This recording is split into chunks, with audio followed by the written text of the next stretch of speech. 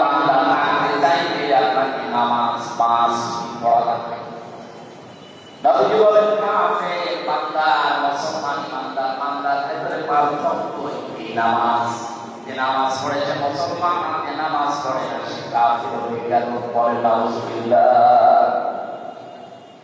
কোরআন কারীমের সূরা তাহা 132 নম্বর আয়াতে আছে, ওয়া আমর আহলাকা বিস-সালাতি ওয়াসতাবির আলাইহা লা নাসআলুকা রিজকা নাহনু নারযুকুকা ওয়া আকিবাতুল তাকওয়া।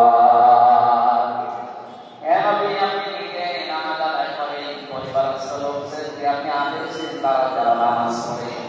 আমি আপনার কাছে রিজিক চাই না, রিজিক আমি আপনাকে নিজে দান করে থাকি। আর সব পরিণাম যারা মুত্তাকি তাকওয়া অবলম্বন করে জীবন চালাবে তাদের জন্য অপেক্ষা করছে।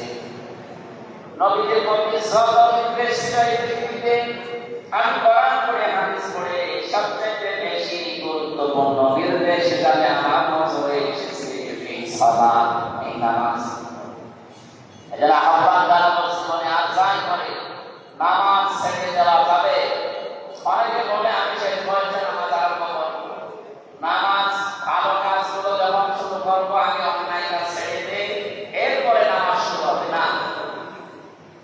খারাপ কাজগুলো ছেড়ে দিয়ে নামাজ আরম্ভ করবেন, এটা শয়তান জীবন আপনাকে সুযোগ করে দেবে না। আপনাকে অন্যায় কাজ করার পাশাপাশি নামাজ যদি আরম্ভ করেন, নামাজ আপনাকে অন্যায় কাজ থেকে বাঁচাবে।